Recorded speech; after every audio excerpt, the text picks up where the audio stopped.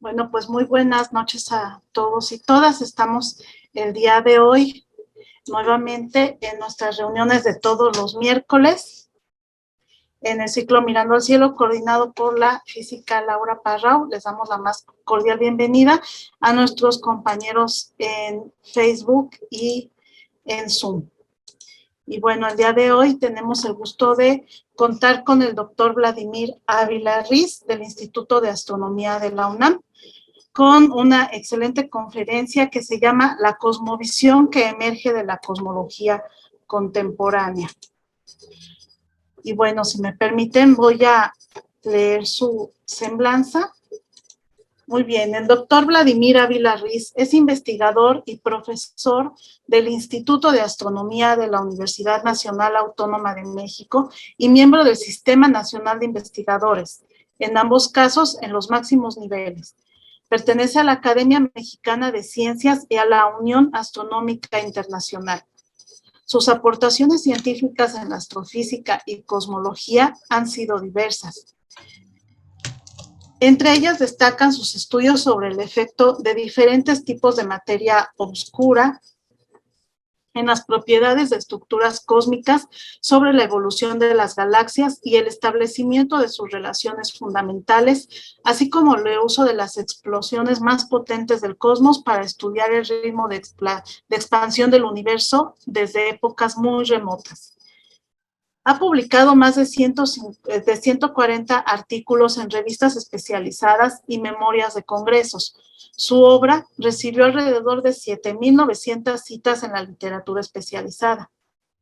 Es autor de 7 capítulos en libros.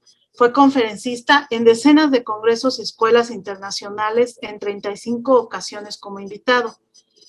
Es árbitro regular de las principales revistas de astronomía y astrofísica del mundo, y fue o es miembro de múltiples comisiones de evaluación en México y otros países, entre ellos Australia, Argentina, Chile, Austria y China.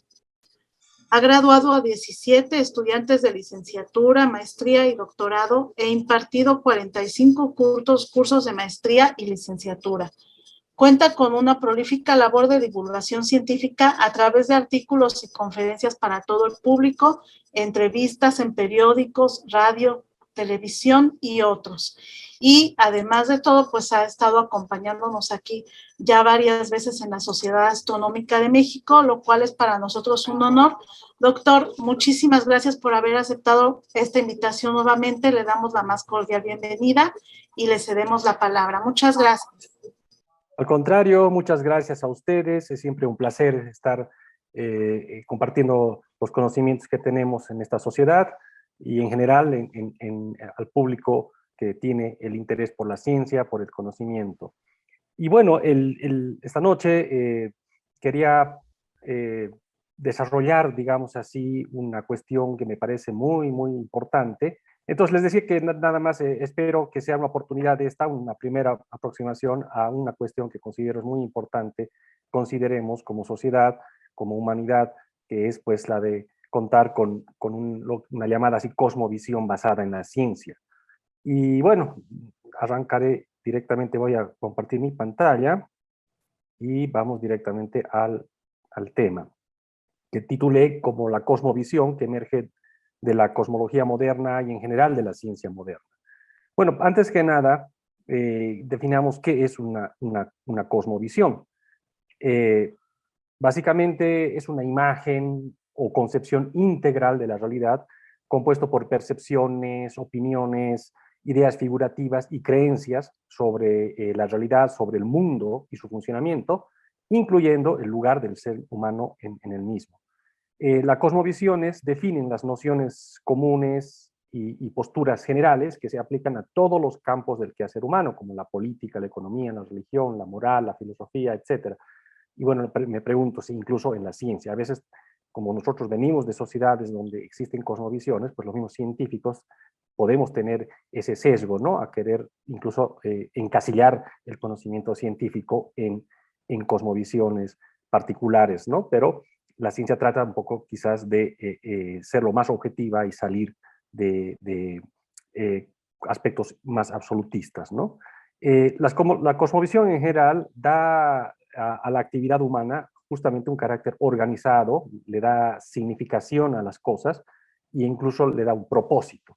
Esto es un arma de doble filo, ¿no? Porque obviamente las sociedades quieren organizarse, quieren buscar propósitos, pero a veces eso se puede convertir en algo que más bien sojuzga, oprime a las sociedades cuando se establecen cosmovisiones demasiado rígidas, ¿no?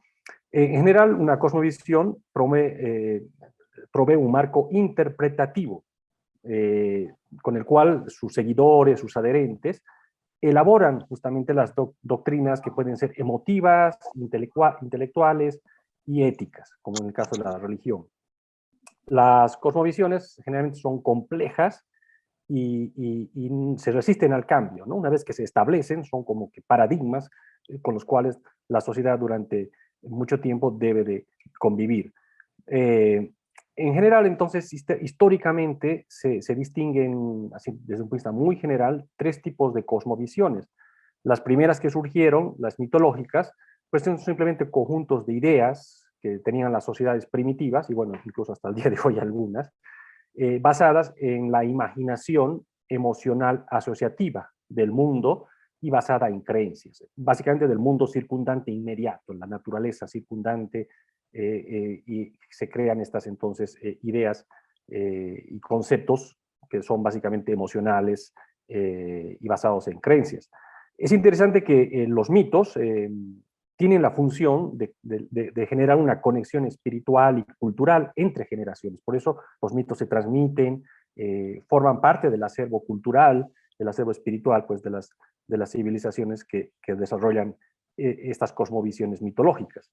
También están las cosmovisiones religiosas, que históricamente aparecieron después, y están basadas en la creencia, es decir, en la fe, de fuerzas sobrenaturales. Se caracteriza por un dogmatismo muy rígido y un sistema de mandamientos morales que generalmente son de carácter jerárquico.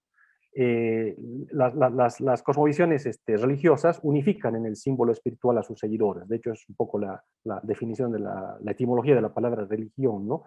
Que es unificar a un colectivo.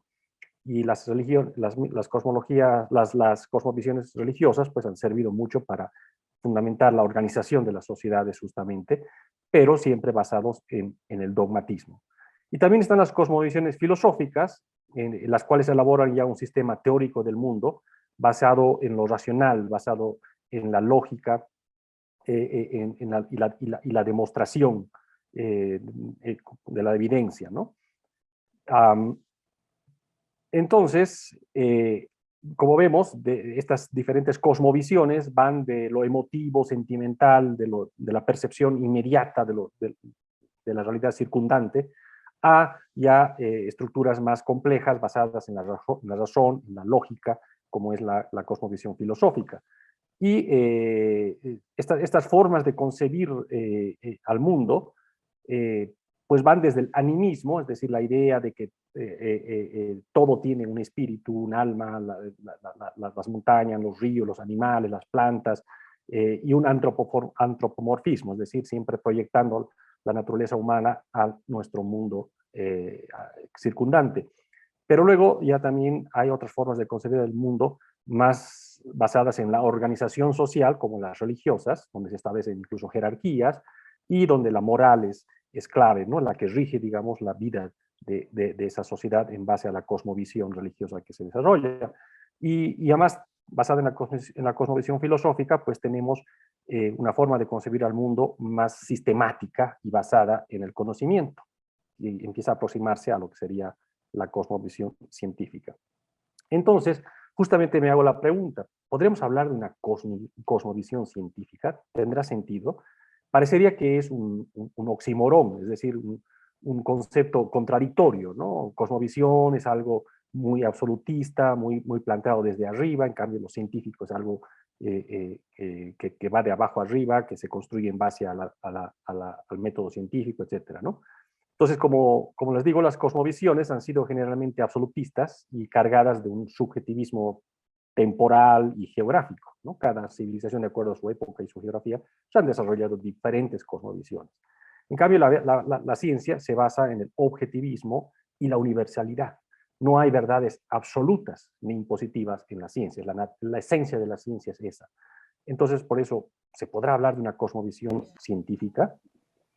Entonces, yo creo que el proceso de desarrollo de la ciencia siempre ha sido una constante actualización de los conocimientos que genera, de las ideas y los conceptos, ¿no? Las ideas anteriores en la ciencia se convierten en casos especiales de nuevas teorías. Lo vemos con la teoría universal de la gravedad de Newton, pues luego es generalizada con la teoría de la relatividad de Einstein, ¿no? Y así, muchos ejemplos en la ciencia. Entonces, la pregunta es, ¿aún así se puede desarrollar entonces una cosmovisión basada en la ciencia? Sí. ¿Perdón? Ah, creo que alguien tiene su micrófono abierto. Si podrían apagarlo, por favor. Entonces, yo creo que sí, mi respuesta es que sí, creo que se puede desarrollar una cosmovisión basada en la ciencia, en la astronomía, en la cosmología. Esa sería una cosmovisión que se basa justamente en el conjunto de hechos probados y relaciones de causa y efecto establecidas. Esto nos permite justamente sistematizar el conocimiento, el cual nos lleva ya a conclusiones y predicciones objetivas sobre las propiedades de nuestro mundo. Un conocimiento que es común a todos y nos da pues una cosmovisión universal. Esto obviamente contribuiría al desarrollo de la civilización humana, siempre dando cierta certeza, ¿no? El método científico es el más certero para explicar el mundo, para explicar la realidad.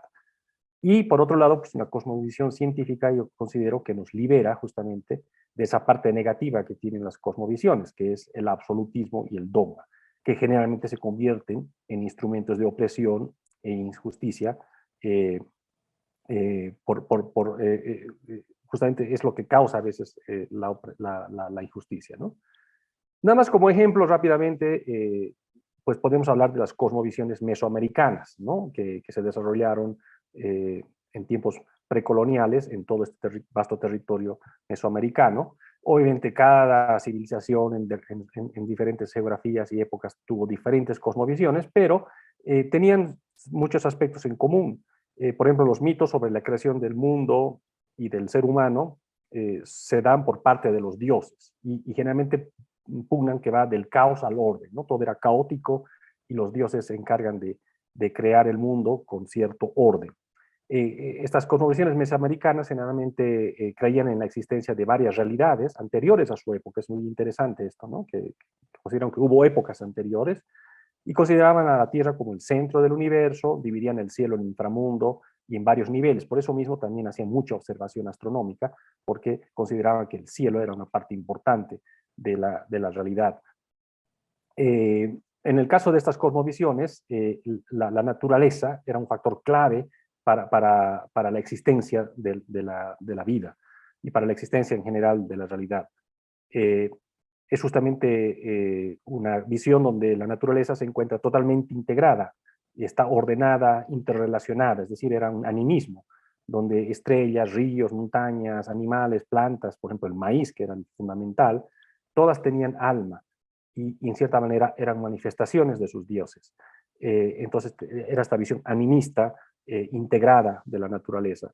Y en este sentido, los sacrificios a los dioses los consideraban como algo necesario y no se consideraban actos de crueldad. Por ejemplo, se ha descubierto hace unos años atrás, aquí en el Templo Mayor, pues fosas con sacrificios de niños, ¿no? Sacrificaban a niños con la idea de que eso iba a hacer que el dios de la lluvia, Tlaloc, propicie justamente lluvias para que haya una buena cosecha.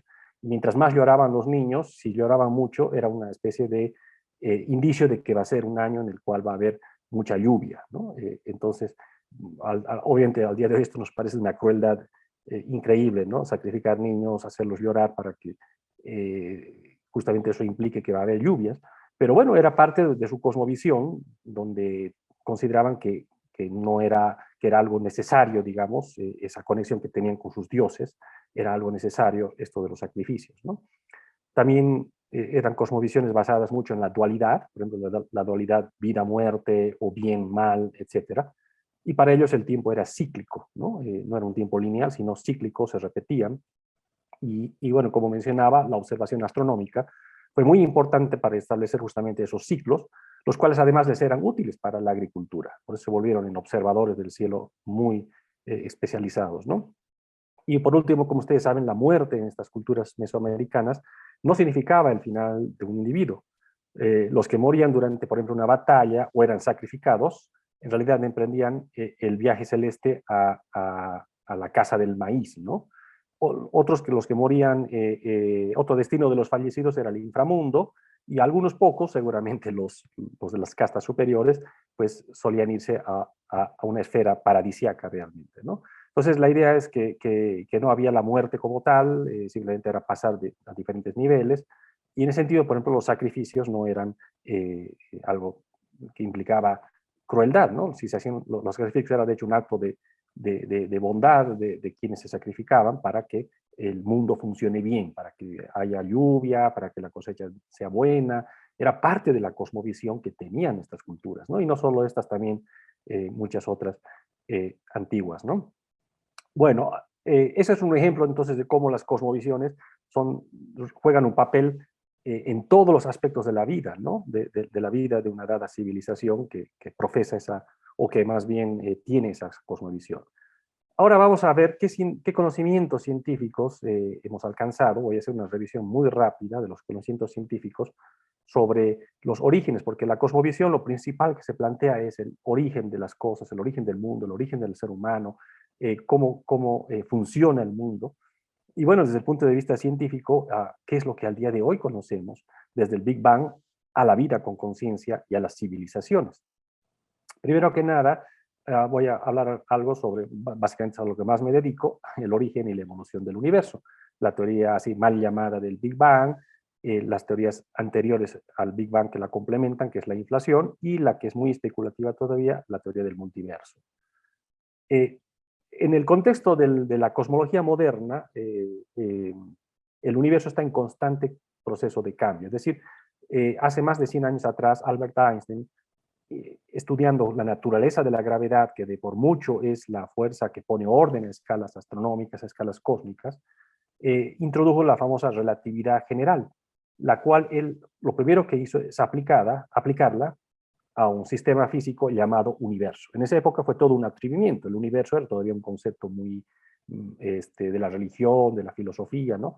Y cómo estudiar al universo, que es el concepto más general que podemos tener. Bueno, Einstein, como buen científico, dijo, ¿por qué no estudiar al universo en base a su teoría de la relatividad, que describe la naturaleza de la gravedad no como una fuerza, sino como una manifestación de la curvatura que sufre el espacio-tiempo. Si tiene mucha concentración de materia, de energía, pues se curva el espacio-tiempo más que cuando tiene menos concentraciones de materia y energía.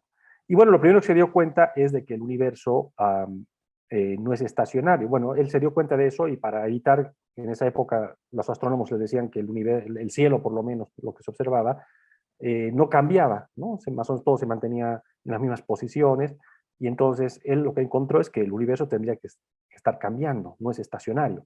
Y justamente para evitar eso introdujo su famosa constante cosmológica, que es una especie de artilugio matemático que él hizo para contrarrestar a la gravedad. Con la gravedad siempre tiende a atraer, a hacer que las cosas cambien, y con eso él dijo, bueno, obtengo un universo estacionario. Pero luego ya con las observaciones de Edwin Hubble y los trabajos del sacerdote Lemaitre, a finales de los años 20, quedó clarísimo de que el universo en realidad está en expansión. De hecho, los modelos de Einstein, si tomamos aquí en cuenta la historia de un pedazo, de una región del universo, pues son tales que pueden estar en expansión hasta cierto momento y luego recolapsarse.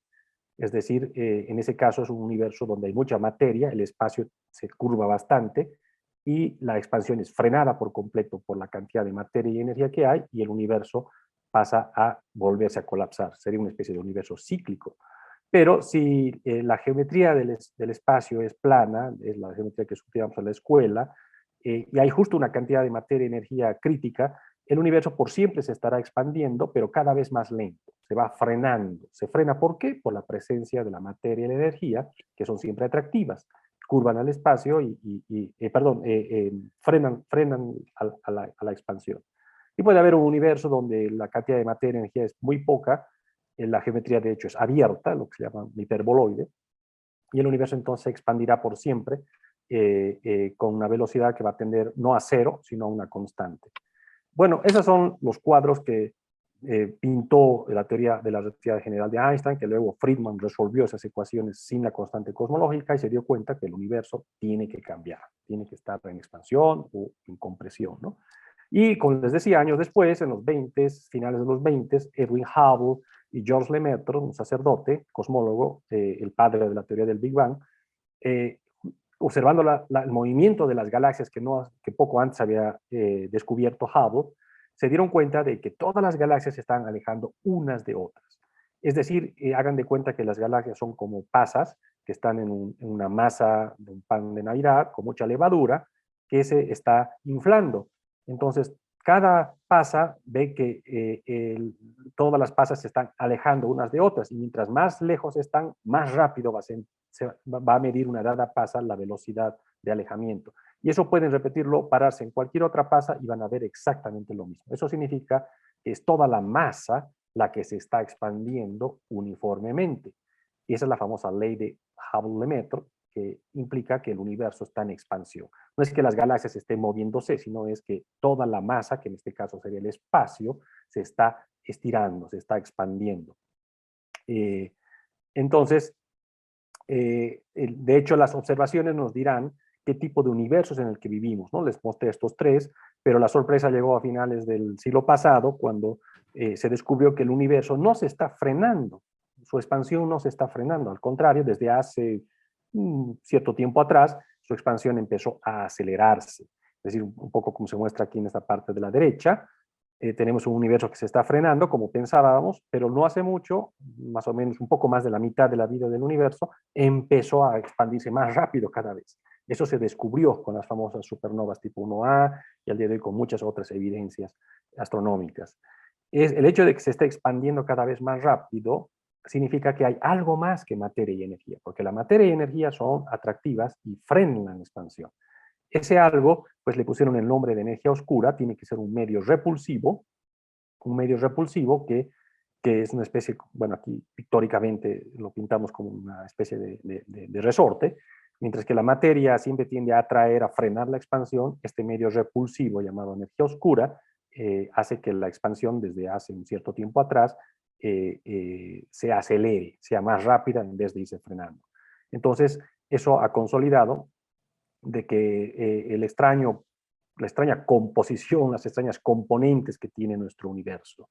Básicamente, al día de hoy, sabemos que las observaciones precisas que se hacen, etcétera, nos muestran que solo cerca del 5% de lo que hay de la densidad de materia, energía del universo, está en forma de lo que diríamos es la materia ordinaria, las partículas que forman los átomos, que forman los planetas, las galaxias, todo aquello que interactúa con el campo electromagnético y por ende brilla o absorbe radiación. Es solo un 5%, lo que consideramos lo que forma la tabla periódica, digamos, de los elementos químicos, o lo que está formado por quarks y leptones, que en su esencia más íntima. 25% está en forma de algo que también es materia, que también es atractiva desde el punto de vista gravitacional, pero no interactúa con el campo electromagnético, por ende no forma ni átomos, mucho menos estrellas, planetas, es decir, es una materia que solamente tiene interacción gravitacional, y a esa se le llamaba la materia oscura, es como el 25%, y vamos a ver que esa es la que le imprime la estructura, de hecho, al universo, ¿no? Es la que es en el interior de las estructuras de materia oscura donde se forman realmente las galaxias, y dentro de las galaxias las estrellas y todo, planetas, etcétera. Y al día de hoy, 70% aproximadamente, ni siquiera está en forma de algo que sea materia o energía, sino, perdón, materia de partículas, como las conocemos, sino que es algo que es repulsivo, que en vez de atraer, repele, y a eso se le llamaba la energía oscura, que es totalmente uniforme. Y bueno, Einstein se estaría riendo, él justamente introdujo su constante cosmológica como un medio repulsivo que contrarresta la gravedad. Pero bueno, lo hizo en otro contexto, en realidad, no como en el contexto moderno. Bueno, aquí lo sorpresivo es que más del 95% de la composición del universo actual está en una forma de materia y energía transparentes, invisibles, ¿no? Que a ciencia cierta aún no sabemos qué son, y bueno, es uno de los grandes problemas que tiene actualmente la ciencia contemporánea.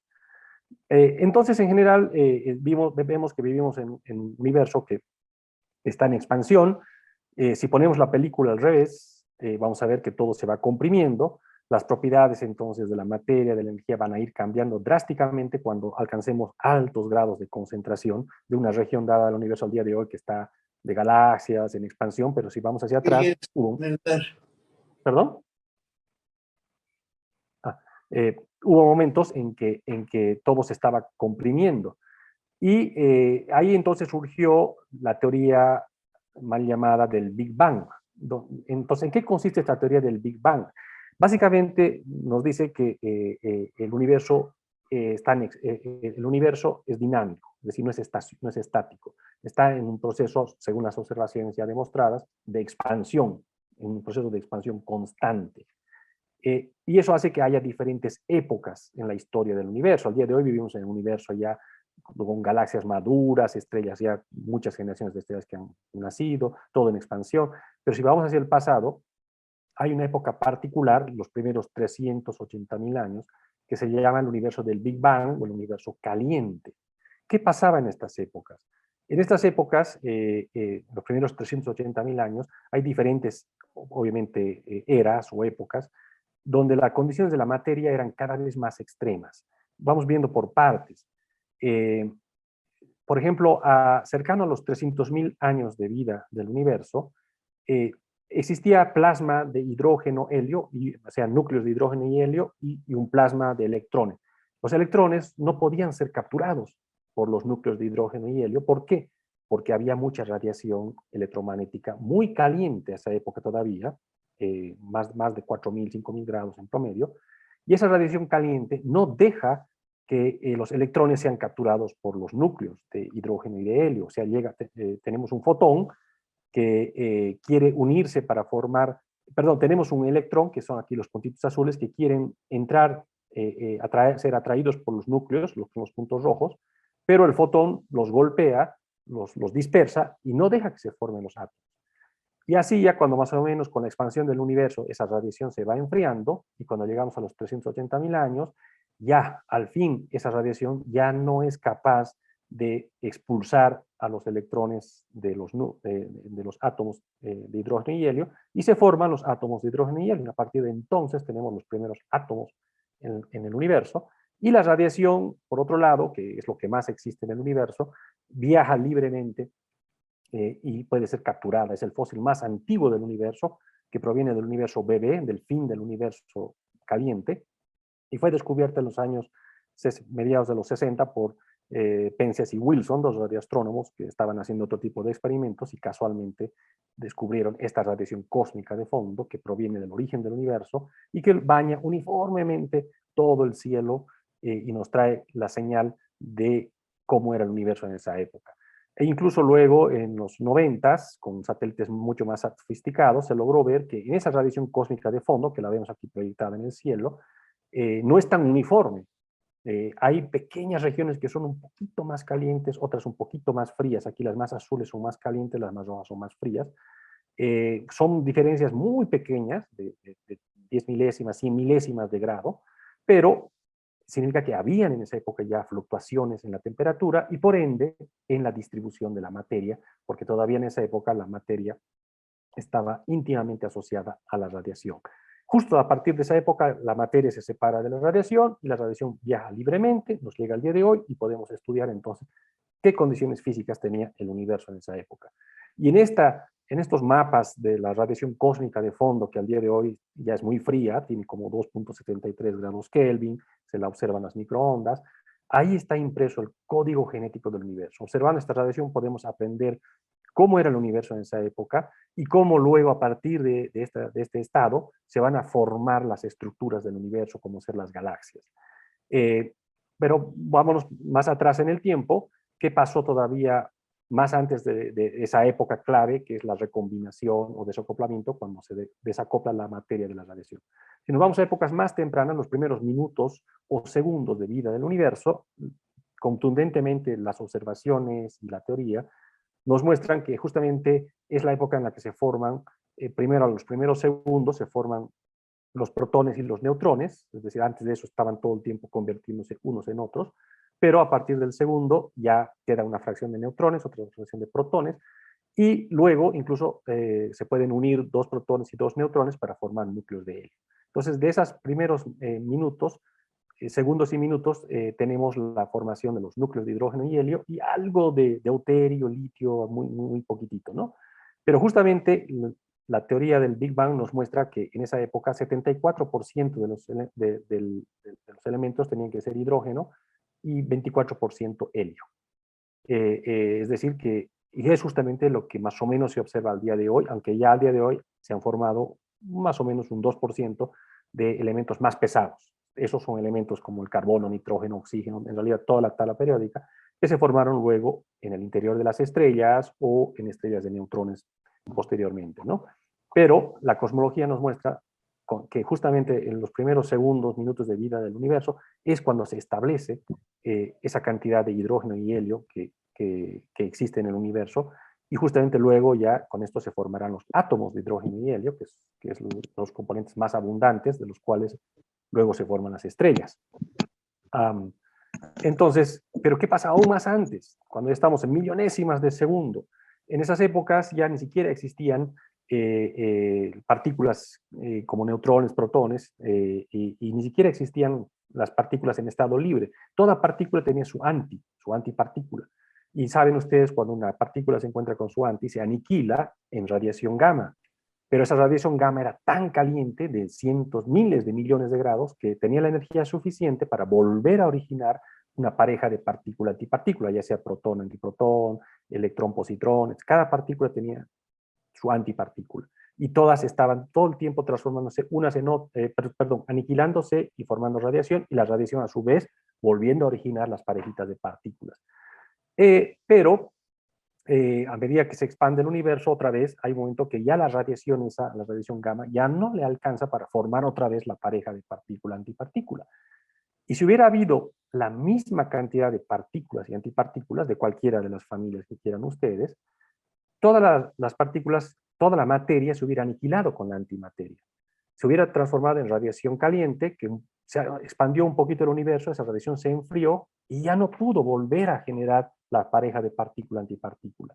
Y entonces hubiera quedado puro radiación. Sería un universo de pura radiación al día de hoy, un universo muy aburrido, pero afortunadamente por cada 1.000 millones de parejas de partículas, antipartículas, más o menos, que cada 1.000 millones, había una que no tenía su anti. Eso se llama la simetría bariónica, que es una de las cuestiones por qué se dio eso, ¿no? Pero bueno, así es un universo en el que se dan casualidades a veces bastante sorprendentes, ¿no? Y pues, entonces de cada 1.000 millones de partículas, antipartículas, una no tenía su anti, y desde esa partícula que quedó, que al día de hoy existen las partículas y por ende existe la materia de la cual estamos hechos. Al día de hoy ya no hay antimateria, ¿no? Solamente en condiciones muy peculiares se pueden formar partículas de antimateria, pero todo lo que hay en el universo es materia. De cada 1.000 millones de parejas de materia y antimateria, solo una quedó sobreviviente y es de esa de la que está hecha la materia al día de hoy. Entonces, y bueno, entonces esas épocas el universo, lo que llamamos la sopa cosmológica, era una sopa de partículas, antipartículas, radiación, todas interactuando con todas, muy uniforme. Hubo épocas en las que se van formando, van naciendo, digamos, se van formando partículas cada vez más complejas. Al principio eran puro quarks y leptones, pero los quarks luego ya se pueden unir para formar protones, neutrones, algunos mesones, etc. Todo a medida que el universo se va enfriando, se va propiciando la condición de formar cada vez partículas más complejas. Y luego ya, como les mencioné, de formar átomos, ¿no? Ya a los 380.000 años. Y cuando ya llegamos a la increíble época de 10 a la menos 35 segundos, o sea, hasta esa época podemos más o menos indagar qué es lo que pasó con el universo. En esa época, los campos fundamentales, que al día de hoy sabemos son 4, se unifican en uno solo, a excepción de la gravedad. Más bien 3 campos fundamentales se unifican. Es la famosa época de la gran unificación. De hecho, como les decía, al día de hoy tenemos 4 campos fundamentales: la fuerza fuerte, electromagnética, débil y la gravedad. Por ejemplo, cuando el universo tenía 10 a la menos 12 segundos, es cuando la fuerza débil, que interactúa solamente a nivel subatómico, se unifica con la fuerza electromagnética. y se convierten en la fuerza electrodébil. Y cuando el universo tiene esa increíble edad de 10 a la menos 35 segundos, es la época que se da la unificación de ese campo electrodébil con el fuerte. Ya nos quedan entonces solo un supercampo y la gravedad. Y bueno, la unificación de la gravedad es el gran problema. Fue el sueño de Einstein lograr esa unificación y hasta el día de hoy no se logra. Bueno, hay teorías como la de supercuerdas, membranas, etcétera, que dicen lograrlo, pero invocando más dimensiones, en fin, todavía algo especulativas, no demostradas, digamos así. Pero el punto es de que a medida que vamos más hacia el pasado, el universo es más caliente, fíjense aquí 10 a la 13, 10 a la 15, 10 a la 27 grados Kelvin, una temperatura altísimas energías. Y en esas épocas, pues, las partículas son las más sencillas, se da la unificación de los campos de interacción, etc. ¿Y qué pasó todavía más antes? Antes de 10 a la menos 35 segundos. ¿Por qué esa época tan importante, 10 a la menos 35? Pues es fácil mostrar, no es tan fácil, pero se muestra que en estas condiciones extremas ya ni siquiera existían partículas, antipartículas en la radiación. Entramos en un estado único, en un estado fundamental de existencia, de mínima energía, que se llama el vacío cuántico. Es decir, en esta época donde ya no existen las partículas, ni las antipartículas, ni los campos. Son simplemente cuantos de energía o partículas y campos virtuales que aparecen y desaparecen según el famoso principio de incertidumbre de Heisenberg, el principio fundamental de la mecánica, de la física cuántica. El vacío cuántico no es la nada, ¿no? De hecho, es un sistema físico con propiedades muy bien estudiadas en laboratorio incluso al día de hoy, donde lo que existe son cuantos de energía que por un intervalo de tiempo aparecen y por un siguiente intervalo de tiempo desaparecen. Es decir, es un ebullir de partículas y campos virtuales de tal manera que no existe un estado de energía cero, sino es un estado de mínima energía, que no es cero, por la incertidumbre que hay justamente en la física cuántica, y es eso, es un ebullir de partículas antipartículas. Pero como todo lo cuántico, el vacío cuántico es muy inestable y se puede demostrar que justamente en 10 a la menos 35 segundos sufre una inestabilidad y el vacío cuántico sufre lo que se llama una transición de fase eso produce entonces que las partículas virtuales se conviertan en partículas reales, en campos reales.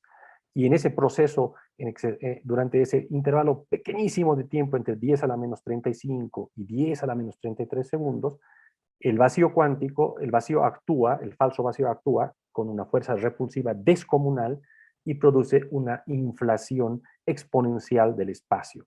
Entonces, en cuestión de trillonésima de segundo, el universo se expande a velocidades miles de veces más rápido que la velocidad de la luz, ¿no? Entonces, no se está aquí violando ningún principio de la física moderna, es simplemente el espacio el que se está expandiendo, no es la velocidad de transmisión de la información, que esa sí tiene un límite, que es 300.000 kilómetros por segundo. En este caso es el espacio el que se expande a velocidades inimaginables y esas fluctuaciones cuánticas que existían se salen fuera del horizonte de causalidad al ser expandido el espacio más rápido que la luz. Ya entre dos puntos ya no se puede establecer una conexión causal porque están separados mucho más de lo que yendo a la velocidad de la luz podrían conectarse. Entonces esas fluctuaciones cuánticas se convierten en fluctuaciones básicamente en perturbaciones al espacio-tiempo, a la curvatura del espacio-tiempo. Y entonces son de estas perturbaciones de la curvatura que luego, ya con la expansión del universo y el pasar del tiempo, esas fluctuaciones ahora sí se conectan, empiezan a tener conexión causal y se convierten en fluctuaciones, perturbaciones en densidad de materia, básicamente. Son regiones un poquitito más densas que el promedio o un poquitito menos densas que el promedio. Y son de esas perturbaciones de densidad que provienen de las fluctuaciones cuánticas en la era inflacionaria, que es de donde, que son las que justamente van a servir como semillas para formar las estructuras del universo, básicamente las galaxias. Esto es muy bonito, nos muestra que hay una unidad entre el micro y el macrocosmos, como de la física cuántica, de las fluctuaciones cuánticas, podemos llegar a explicar el origen de las galaxias, que son las estructuras más grandes a nivel astronómico, ¿no? Y por otro lado, yo aquí les enuncio que en cierta manera nosotros somos fruto de las fluctuaciones cuánticas, ¿no? Aunque ya la física cuántica a nivel macroscópico no funciona, de todos modos nuestro origen, o por lo menos el origen de las perturbaciones de las cuales sale toda la estructura del universo, viene de esas fluctuaciones cuánticas. Y bueno, todavía podemos ir más atrás. ¿Qué hubo todavía antes de la inflación, antes de ese estado de fluctuación de vacío cuántico? Hubo en realidad un principio, hubo un tiempo cero. Y bueno, actualmente todo apunta a que mm, hay momentos donde incluso el espacio y el tiempo se cuantizan. Es decir, el espacio y el tiempo pierden su naturaleza de continuidad, el tiempo ya no fluye de una manera continua, y no se puede hablar entonces de que hubo un principio, simplemente no hubo tiempo. Pues suena complicado de entender, pero aparentemente no está del todo todavía establecido, pero aparentemente es lo más aceptado ahorita, que existe una especie de estado metafundamental, una especie de multiverso, es un estado cuántico más allá del espacio y del tiempo, donde se van dando aleatoriamente realizaciones probabilísticas de las cuales emergen universos como burbujas en una bañera. Algunos universos son estables, otros son inestables, se desintegran. Algunos universos, bueno, además adquieren dimensiones, ¿no? Estos universos pueden, porque esta bañera metacuántica puede tener multidimensiones, ¿no? Y algunos universos como el nuestro adquieren 3 dimensiones espaciales y una temporal, otros pueden adquirir otro tipo de dimensionalidades, y a partir del momento que se da eso, pues ya se puede dar todo esto que les mencionaba, la teoría de la inflación y posteriormente la teoría del Big Bang. Entonces, es un poco, vivimos aparentemente en un universo donde no hubo un principio, que es un universo que surge aleatoriamente de realizaciones cuánticas, donde pueden existir una infinidad de otros universos. Eso sí, no hay conexión entre un universo y otro. Venimos de un mismo origen, pero no tenemos conexión causal con ningún otro de estos universos paralelos, digamos así, ¿no? Pero bueno, vamos un poco más a lo más clásico ya, a lo que está mucho más demostrado, que es desde la radiación cósmica de fondo, que se observa, tenemos la fotografía, las propiedades de la materia en esa época, y cómo de ahí luego se evolucionan para formarse las galaxias. Y aquí el ingrediente clave para ello es la materia oscura, justamente.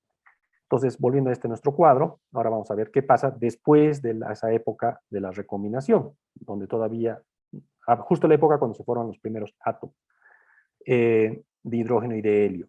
Pues aquí el universo, mientras sigue expandiéndose, aquí hay un montón ahora de perturbaciones, que son básicamente de materia oscura, porque las perturbaciones en esta época caliente de materia ordinaria se borran. Es fácil mostrar que por las altas energías de esa época, la presión de la radiación y otros procesos, hacen que las perturbaciones de materia ordinaria, la que forma partículas elementales, etcétera, se borran. Pero las de materia oscura, como no interactúan con la radiación del universo caliente, sobreviven y por su propia gravedad se van haciendo cada vez más densas. Y son estos grumos de materia oscura que cada vez son más densos, que luego eventualmente se separan de la expansión del universo, se colapsan por su propia gravedad y forman sistemas autogravitantes, que son enormes esferoides, los llamamos halos de materia oscura. Y esos halos de materia oscura con su gravedad capturan al gas de hidrógeno y helio que ya se formó después de la recombinación, y en el centro de estas estructuras de materia oscura, ahora sí el gas se concentra tanto que puede empezar a formar estrellas. Y entonces a partir de ahí se da todo el drama cósmico, forman las estrellas, evolucionan, muchas de ellas explotan, enriquecen con materiales químicos más allá del hidrógeno y el helio, se forman nuevas generaciones, además alrededor, como vamos a ver ahorita, de las estrellas se forman planetas, en fin, todo el drama cósmico se da justamente en el interior de estas estructuras que se formaron dentro de los halos de materia oscura.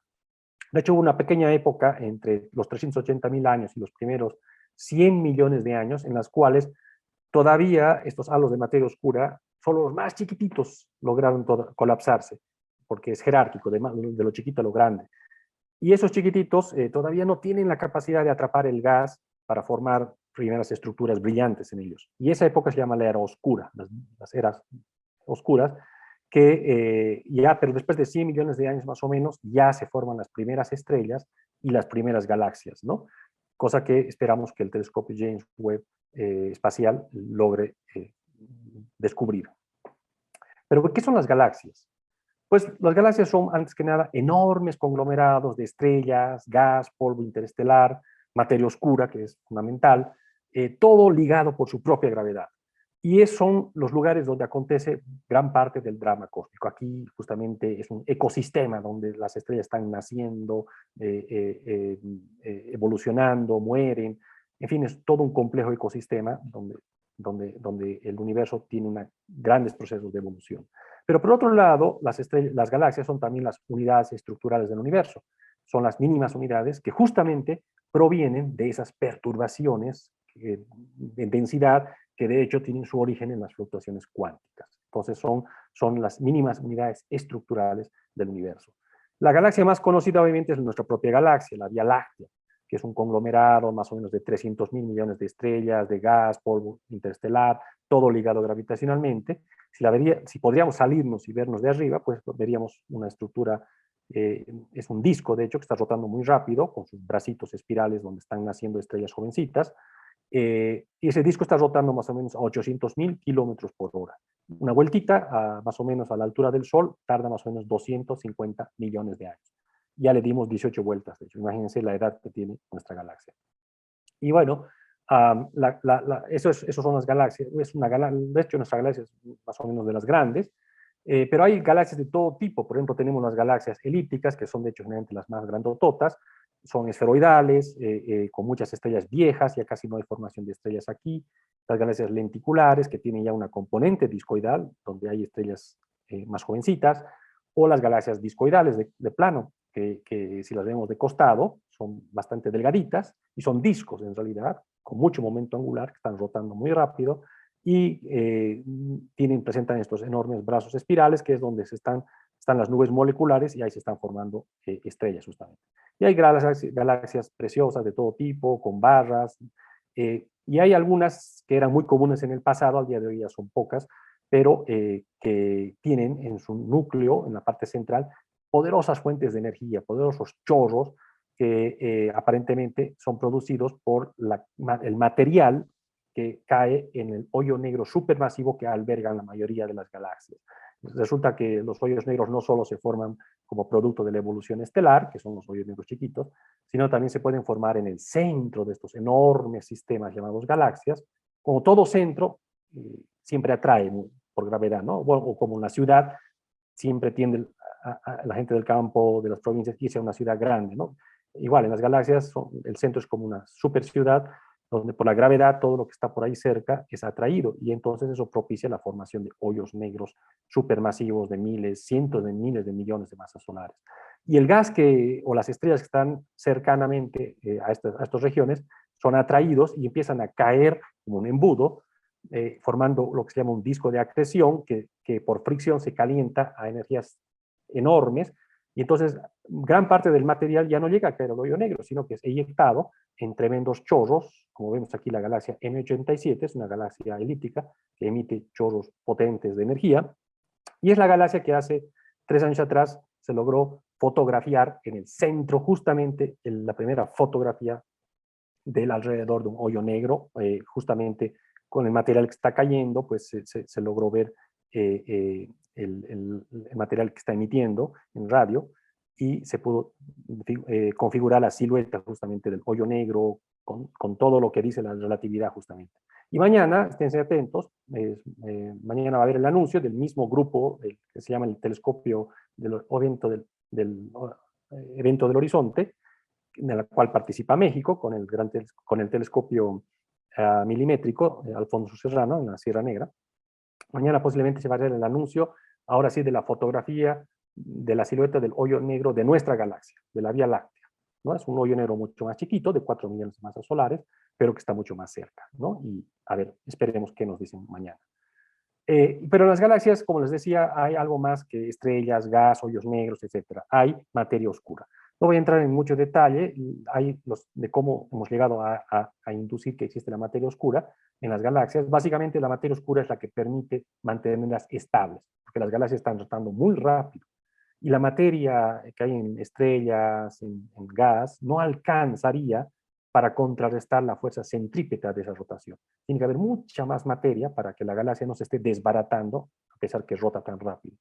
Y en las galaxias elípticas pasa lo mismo, ahí las estrellas no están rotando, pero se están moviendo agitadamente para un lado, para otro. Y si no habría algo gravitacionalmente que las confine, porque la cantidad de gravedad que producen sus estrellas y gas es muy pequeña, tiene que haber mucha más materia, que haga que estos sistemas estén estables, ya sea las galaxias que están rotando, ya sea las galaxias elípticas que están sostenidas por dispersión de velocidad.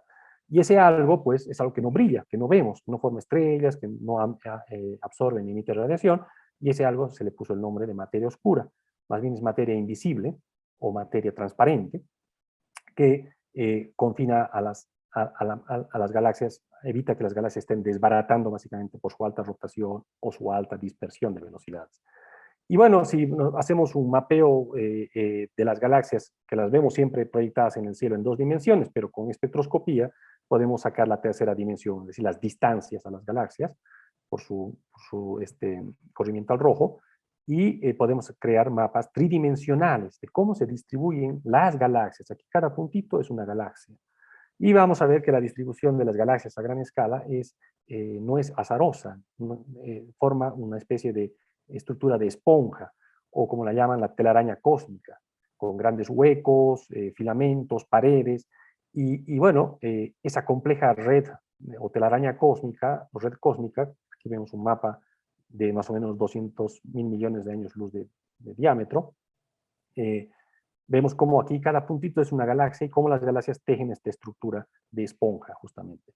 Y eso se debe ¿a qué se debe eso? Se debe a que es la materia oscura la que imprime esa estructura. Es fácil mostrar que las perturbaciones de materia oscura en su proceso de colapso gravitacional, con las propiedades, con las condiciones iniciales que tenemos, es la que le da esta forma de esponja al universo. Y como las galaxias luego lo único que hacen es formarse en el interior de estas estructuras de materia oscura, pues siguen esa misma distribución que observamos de lo que llaman la red cósmica o la esponja cósmica, ¿no?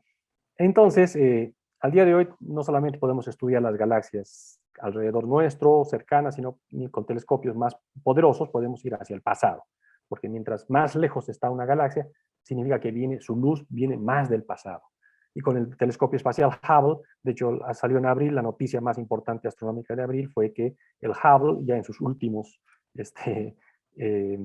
aciertos, yo creo, ha logrado descubrir una galaxia que está la más lejana de todas, que está más o menos a 13.500 millones de años de distancia de nosotros. Es decir, una galaxia que se formó apenas en los primeros 200, 300 millones de años de vida del universo. Es la galaxia más lejana y por ende la galaxia más infante que conocemos. Es una galaxia en pleno acto de formación. Y para el telescopio James Webb eso va a ser una rutina, descubrir estas galaxias. Espera descubrir muchas de ellas, cómo eran, obviamente eran mucho más chiquitas, eran mucho más caóticas, y al día de hoy con los telescopios de todo tipo podemos ver cómo eran las galaxias a diferentes épocas, desde estas primeras galaxias, luego galaxias un poco ya más evolucionadas, galaxias ya a la mitad de la vida del universo, por ejemplo, es cuando había un máximo de formación de galaxias, de estrellas, el universo era muy activo, más o menos a la mitad de su vida. Y luego a partir de ahí todo se va expandiendo, las galaxias ya van agotando su gas y ya cada vez van formando menos estrellas.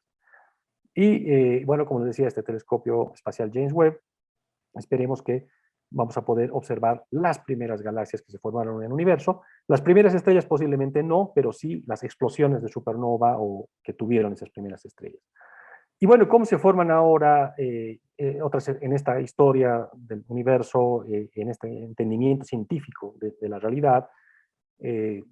¿Cómo se forman las estrellas, que son las células de las galaxias? Por ejemplo, en nuestra Vía Láctea, como 300.000 millones, les decía. Y bueno, en 2 palabras, básicamente, ¿qué son las estrellas? Son esferas de plasma de altas energías, donde en el centro de ellas se alcanzan temperaturas de 14 o más millones de grados, lo cual propicia que se den reacciones termonucleares. Primero de hidrógeno para formar helio, carbono, nitrógeno, y luego en estrellas más masivas, incluso la gravedad es tan fuerte que en el centro se pueden llegar a cientos de millones de grados, lo cual propicia que se sinteticen elementos más pesados, carbono, nitrógeno, oxígeno y gran parte de la tabla periódica. Y en ese sentido, esos procesos termonucleares que se dan en el interior de las estrellas, pues son verdaderas fuentes de energía. Por eso las estrellas brillan. Y por eso las estrellas no se colapsan en un hoyo negro, porque el gas siempre por la gravedad quiere, si está frío, pues se va a tratar de colapsar a un punto. Pero como se establecen estas reacciones termonucleares, se genera un gradiente de presión, la estrella entra en un estado de equilibrio y así vive como el Sol eh, eh, muchos miles de millones de años, ¿no? Y por otro lado, las estrellas son justamente, les decía, las fábricas de los elementos químicos. Toda la tabla periódica a partir del hidrógeno y el helio se formó básicamente en las estrellas o en las estrellas de neutrones cuando sufren colisiones, algunos de los elementos como los asociados al oro, al europio, etcétera, ¿no? Entonces, no obstante, en la galaxia y en las galaxias no solamente hay estrellas, sino que hay un complejo medio interestelar que tiene fases. Hay medio interestelar muy denso y frío, donde la gravedad está haciendo de las suyas, quiere comprimir más y más a esas nubes de gas. Son las famosas nubes moleculares, las regiones más frías del universo. Ahí son temperaturas de menos 250, menos 260 grados. Entonces el gas se comprime, por ejemplo, la nebulosa de Orión, los pilares de la creación, que se puede estudiar con lujo de detalle, y en estas regiones, pues el gas se va comprimiendo en lo que llaman los núcleos o cores, y en el interior de estos núcleos y cores se forman las protoestrellas, son verdaderas incubadoras aquí de estrellas. Y alrededor en realidad son nubes que tienen cierta rotación, ¿no? Entonces, al mismo tiempo que se está formando la estrella, alrededor, por la rotación, hay un disco también de gas, que se llaman los proplits, que se logran fotografiar, y ver con lujo de detalle al día de hoy con los poderosos telescopios, radiotelescopios, y entonces así se va formando, ¿no?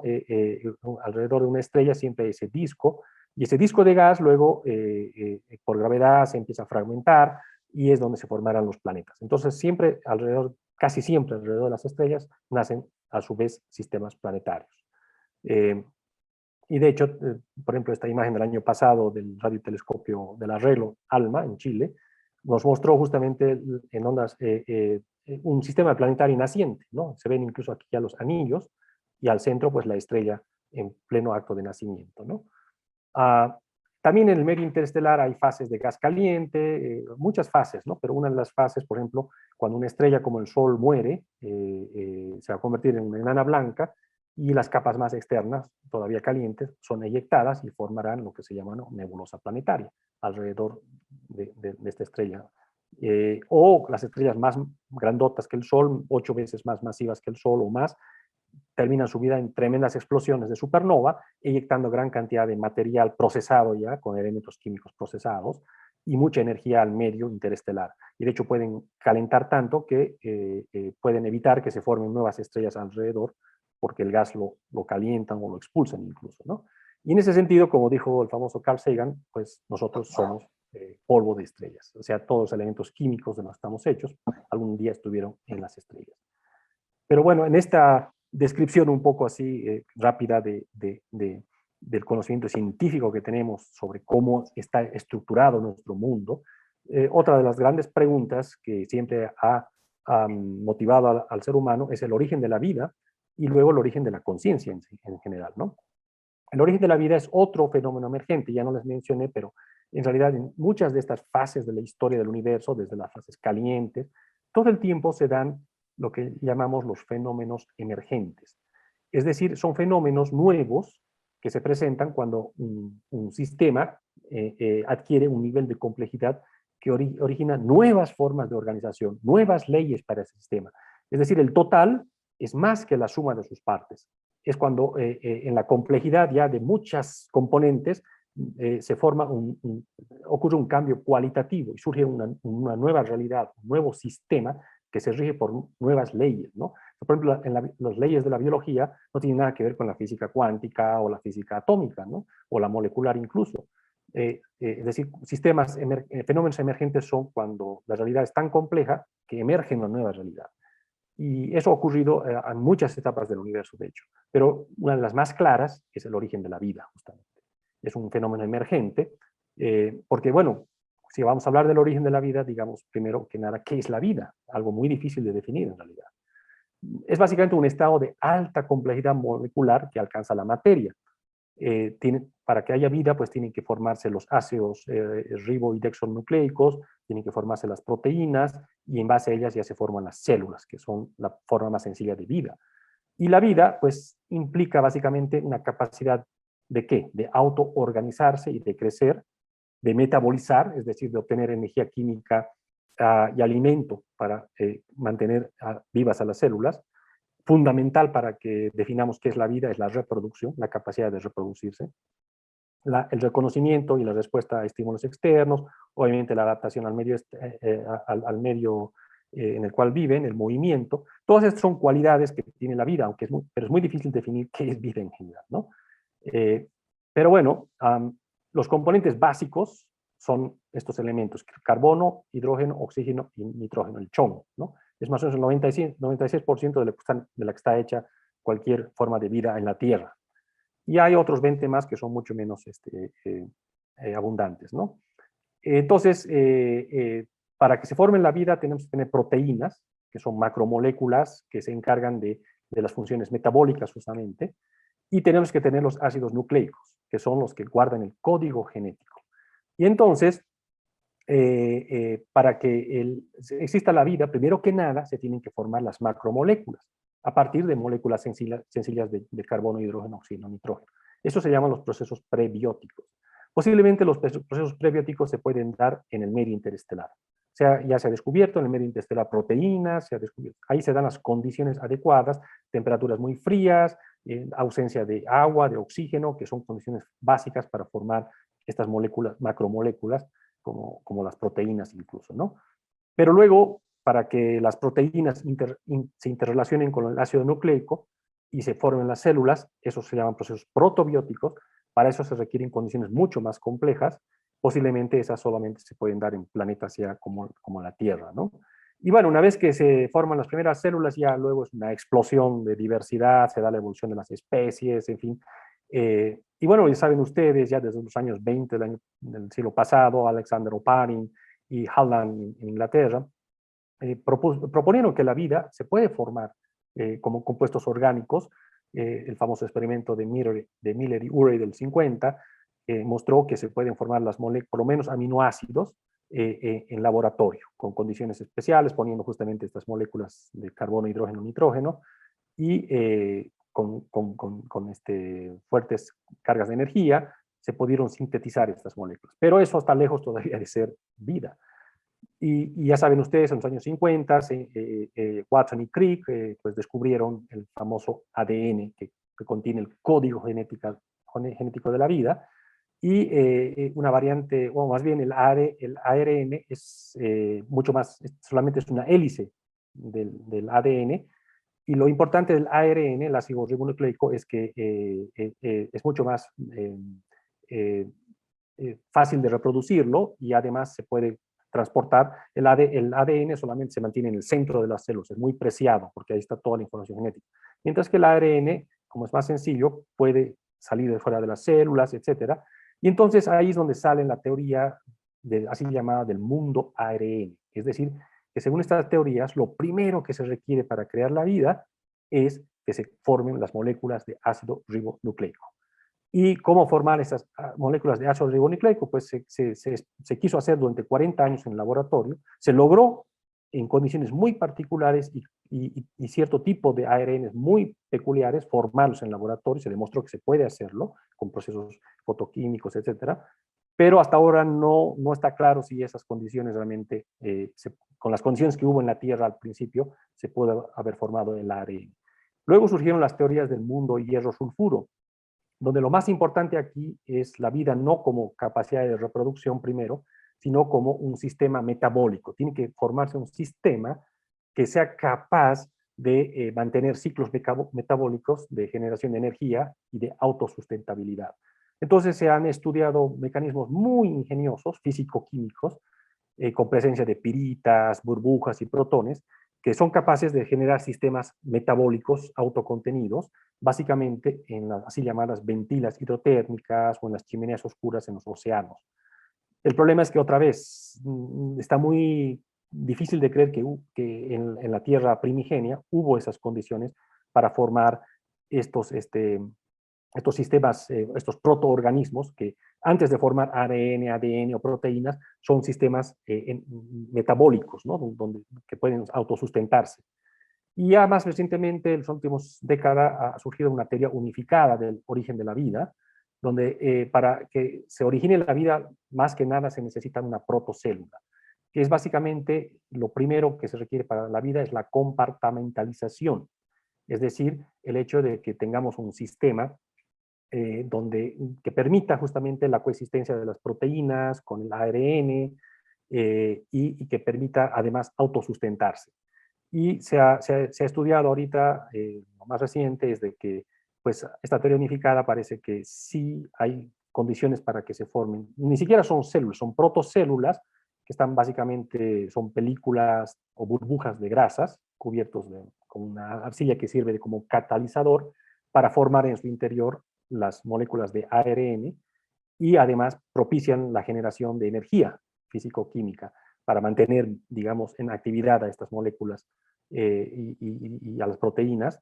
Y bueno, es una de las teorías, pero hasta ahora lo que quiero decir es de que no estamos cerca, yo creo que pronto vamos a tener demostrar que la vida se puede formar en las condiciones que existieron en el planeta Tierra al principio, pero hasta ahora no se ha logrado sintetizar en laboratorio. Estamos cerca, ¿no? Pero bueno, una vez que se forma la vida, pues hay que mantenerla, ¿no? Y eso lo propician planetas como la Tierra, donde se forman océanos, se forman atmósferas, etc. La pregunta es si hay vida en otros planetas, pues seguro que la hay, ¿no? No tenemos por qué ser la excepción en un universo tan vasto, en una galaxia con 300.000 millones de estrellas y planetas, pues tiene que haber.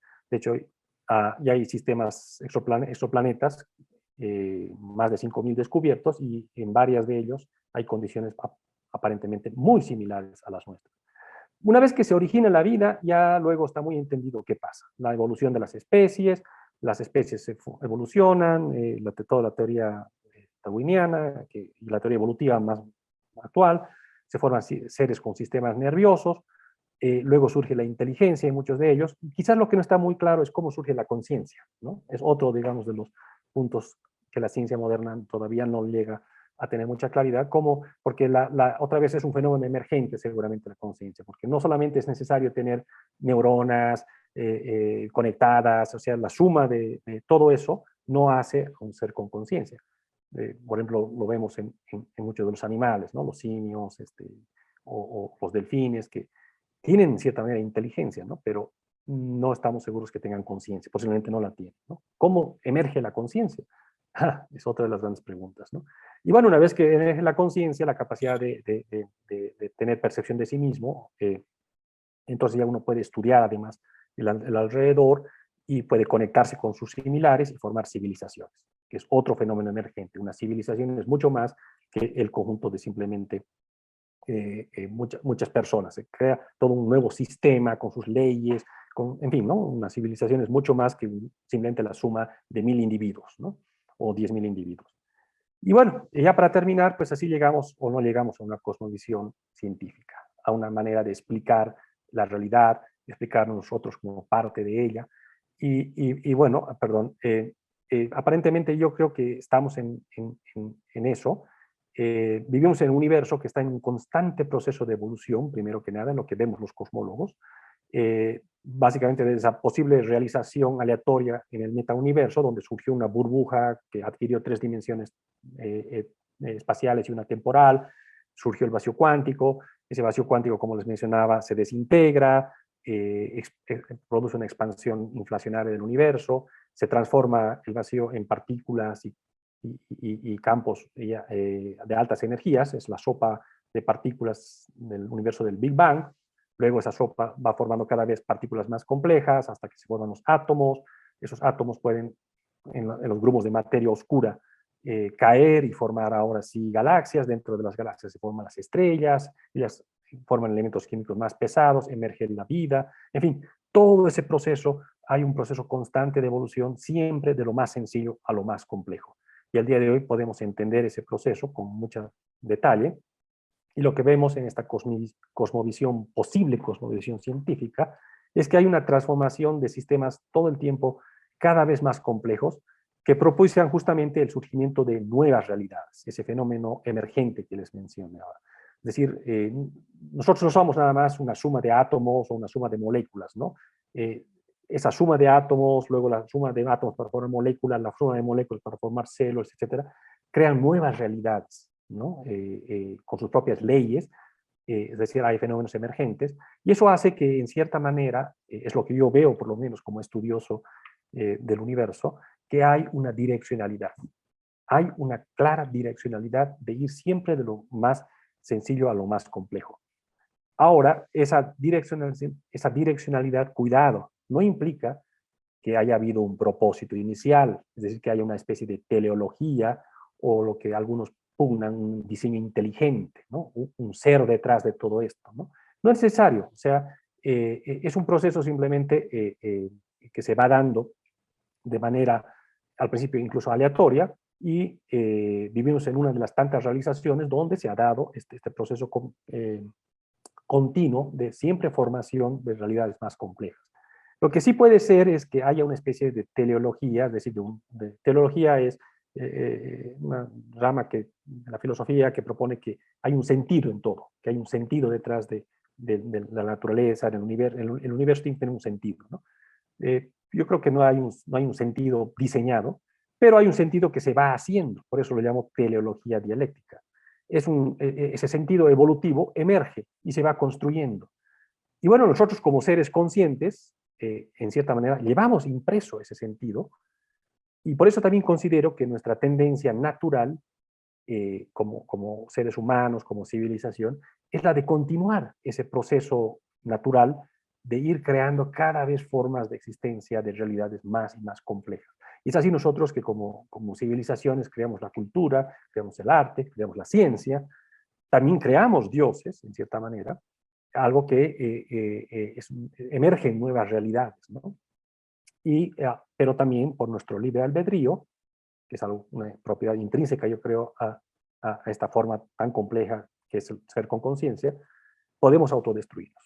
Y lamentablemente la realidad nos muestra que estamos cada día más cerca de eso, ¿no? Con el armamento nuclear que hay al día de hoy, con tomadores de decisiones enloquecidos, podemos acabar no una, sino 40 veces con la vida en la Tierra, lamentablemente, ¿no? Ya tenemos esa capacidad. Y otras, como el abuso de la explotación de la naturaleza, pues ya saben ustedes, nos está llevando a la catástrofe climática, al cambio climático, al efecto invernadero, que si no lo paramos ahora, pues en cuestión de algunas décadas vamos a retroceder. Quizás no nos extingamos por completo como humanidad, pero vamos a retroceder. Todo el avance que hemos logrado en los últimos 100 años se van a ir por la borda y vamos a retroceder tremendamente, ¿no? Entonces, por eso yo creo que el entender este proceso evolutivo que hay en el universo, desde el vacío cuántico hasta la formación de partículas, átomos, estrellas, galaxias, planetas, seres con vida, todo este proceso donde siempre se dan estos fenómenos emergentes, nos asigna una especie de compromiso ético. Es decir, nosotros tenemos en nuestras manos la posibilidad de continuar ese proceso por el cual estamos aquí. Pero también tenemos en nuestras manos la posibilidad de acabarlo, ciertamente, ¿no? Pero bueno, ahí surge también, como todas las cosmovisiones anteriores, hay siempre una ética, una moral. Pues la ética científica yo creo que empieza a vislumbrarse en esa dirección, ¿no? Que nos da justamente el entender cómo el universo ha ido evolucionando. Y en ese sentido, la cosmovisión científica que creo que está emergiendo es muy edificante. ¿Por qué? Porque es objetiva y es común a todos, más allá de nacionalidades, de creencias o incluso de épocas, ¿no? Es muy universal. ¿Por qué? Porque está basado en lo fáctico, en lo que se puede comprobar. La ciencia la hacen los chinos, los mexicanos, los rusos, los estadounidenses, o sea, es común a todos. Se escribe en un mismo lenguaje y es siempre aditiva. Todo conocimiento científico no se o sea, siempre se generaliza, pero no se contradice, digamos así. No, es objetivo, ¿no? Y creo que para culminar, pues vamos en esa dirección, justamente en la de generar ya no solamente conocimiento científico, que es lo que hacemos en nuestras especialidades cada quien, sino que ahora, unificando todas las diferentes ramas de la ciencia, desde la cosmología hasta la biología, las neurociencias o la sociología, o las ciencias sociales y humanísticas, pues podemos llegar a hacer del conocimiento científico algo mucho más completo, que es dar sabiduría, es decir, llegar a una cosmovisión común a la humanidad que nos ayude como humanidad a seguir evolucionando, a seguir construyendo nuevas realidades. Pero bueno, por lo pronto no es algo que pueda demostrar, pero siento que en esa dirección vamos. Bueno, aquí termino mi charla, agradezco su paciencia y bueno, si tienen dudas o preguntas o opiniones, con mucho gusto. Muchísimas gracias, doctor. De verdad que sí nos deja con un tema fascinante. Creo que es la primera vez que estamos viendo esa parte de cosmovisión. Y bueno, tenemos ya algunas preguntas. Permítanme tantito. Está el profesor Alfonso. Ay, perdón, sí es el profesor Alfonso de la Red Mexicana de Radiotelescopios. ¿Profesor? Aquí estamos, Laura. ¿Cómo está? Muy bien, muy bien. Pues aquí nada más, pues hacerle unas preguntas, pero primeramente felicitar a Vladimir por su excelente plática. Qué hermosa plática acaba de dar Vladimir. Qué bueno que has dado esta plática y vale la pena. Quería hacer dos preguntas o tres preguntas. Entonces la materia oscura predomina en una cierta parte y después llega el momento en que la energía oscura ahora es la que predomina, pero antes predominaba la materia oscura. Esto quiere decir que las galaxias o los sistemas solares no se hacen tantas como se hacía antes, ahora es menos. Es correcto, es correcta la pregunta. En realidad, el materia y energía oscura son dos, bueno, por lo menos lo que consideramos hasta ahora, dos componentes diferentes, ¿no? No tienen nada que ver una con otra, aunque hay teorías que tratan de unificarla. Pero bueno, materia oscura es materia que produce gravedad, que frena la expansión del universo, que forma las estructuras donde luego nacen las galaxias. Mientras que la energía oscura es un medio repulsivo que cuando el universo era muy denso, en la época todavía que la expansión no lo hizo tan grande, la que domina es la materia, ya sea la oscura o la normal, son las que dominan en la dinámica del universo y hacen que el universo se esté frenando.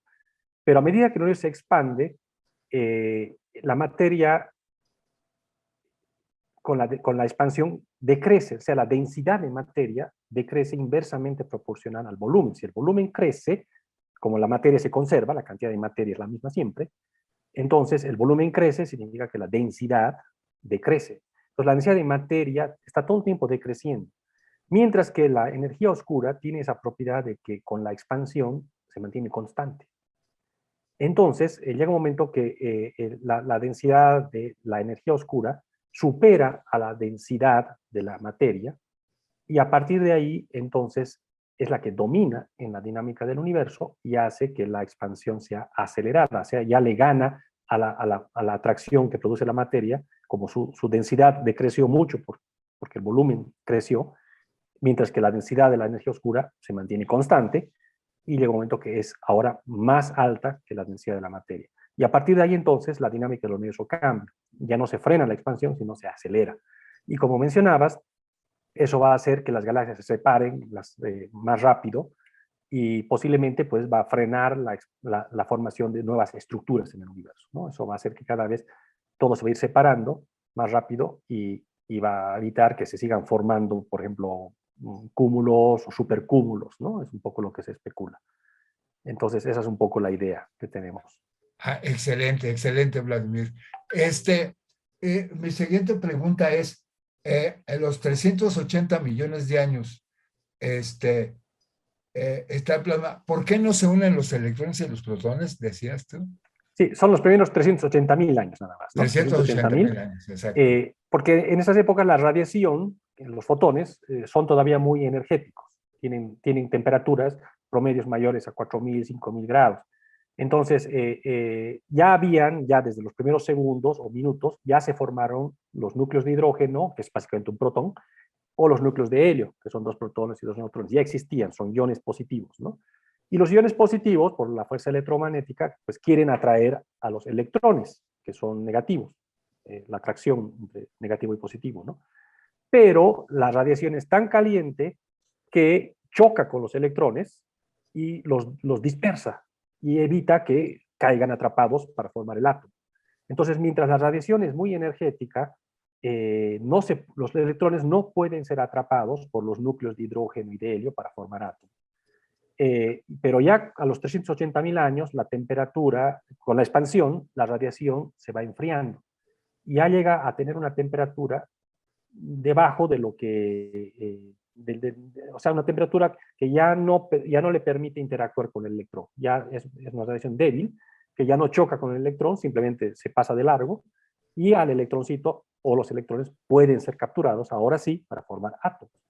Y desde entonces esa radiación que vuela libremente y sigue volando y al día de hoy nos llega y la descubrimos y es la radiación cósmica de fondo, que al día de hoy ya se enfrió muchísimo por la expansión, pero nos trae información de cómo era el universo a esos 380.000, cómo era el universo justamente al final del Big Bang o de la teoría del universo caliente. A partir de ahí el universo ya no es tan caliente, ya se forman los átomos, empiezan luego a formarse las estrellas, etcétera, ¿no? Entonces, es por eso, por el fenómeno de interacción de la radiación con la materia, básicamente con los electrones, que no se pueden formar los átomos hasta que esa radiación se enfría y ya al no interactuar con los electrones, pues ya se pueden formar los átomos. Ah, perfecto. La última, para no quedarme agarrando el micrófono, Vladimir, es en el aspecto de que se puede decir que a las 10 a la menos 35 segundos es el punto de inflexión en donde ya nuestro empieza a expandirse ahí el universo. O sea, es el punto de inflexión en donde sube o no.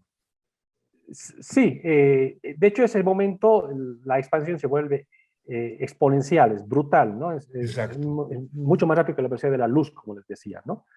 Antes de eso, no es muy claro en qué estado estaba, si estaba expandiendo o no, pero en el momento de la inflación es cuando el universo se expande de una manera descomunal y todavía seguimos viviendo esa expansión, ¿no? Luego ya la materia que se forma intenta frenar esa expansión hasta que luego, no hace mucho, otra vez empieza a dominar la energía oscura y vuelve a expandir exponencialmente el universo, ¿no?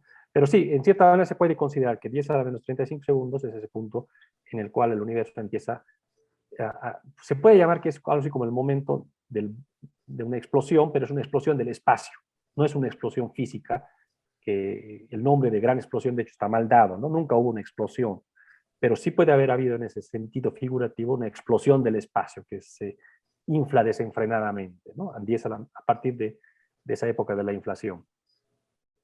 Ay, pues gracias, Vladimir. Y que me da mucho gusto saludarte. Gracias, igualmente. Felicidades. Ay. Gracias. Gracias, Laurita. No, ¿de qué? Profesor, un gusto tenerlo aquí con nosotros. Y tenemos varios comentarios. Leticia Vence, me encanta esta conferencia, uno de mis temas favoritos, así es, creo que de muchos.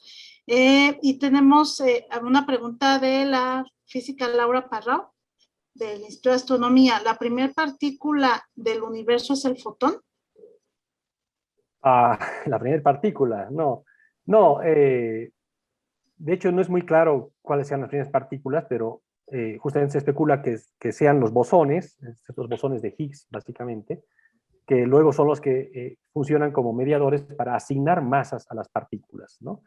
De hecho, desde el punto de vista del modelo estándar, las primeras partículas son los quarks y los leptones, o son las partículas más sencillas de la cual está hecho todo lo demás, ¿no?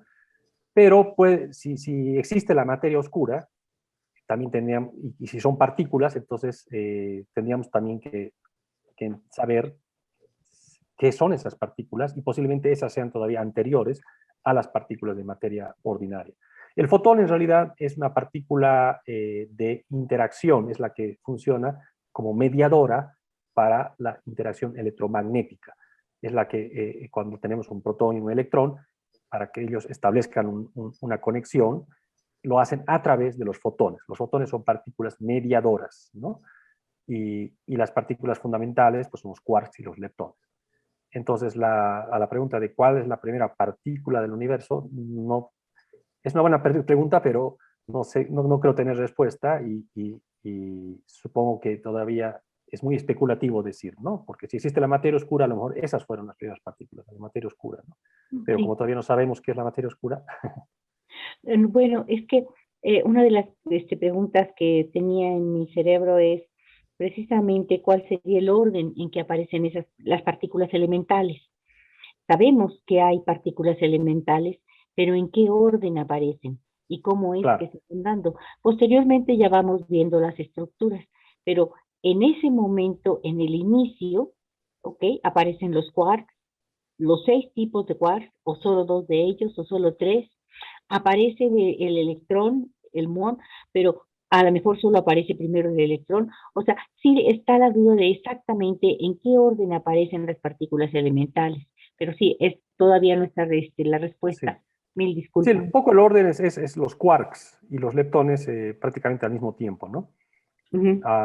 Pero te digo, puede haber, si hay partículas de materia oscura, y de hecho para asignarles la masa a los quarks y leptones se requiere de estos bosones de Higgs, ¿no? Son partículas súper inestables, ¿no? No viven nada prácticamente, pero son las que posiblemente primero se tienen que haber formado, porque ellas son las que luego sirven para asignar las masas a cada una de las partículas, cosa que es algo muy delicado, ¿no? Porque la masa del protón es 1836 veces la masa del electrón, ¿no? Si hubiera sido un poquito más o un poquito menos, ya no se hubieran podido formar posiblemente los átomos, ¿no?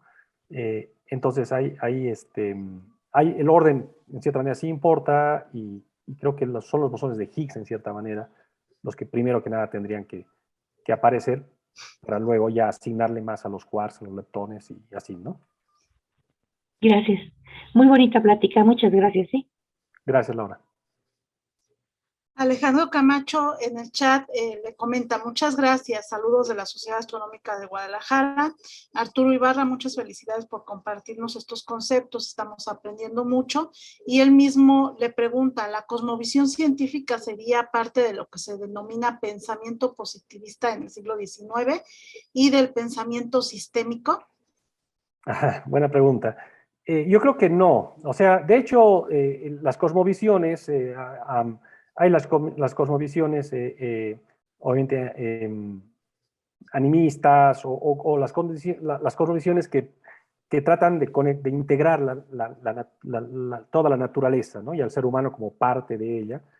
Y sí, han surgido básicamente en las últimas décadas intentos de reducir, digamos, todo a la explicación científica.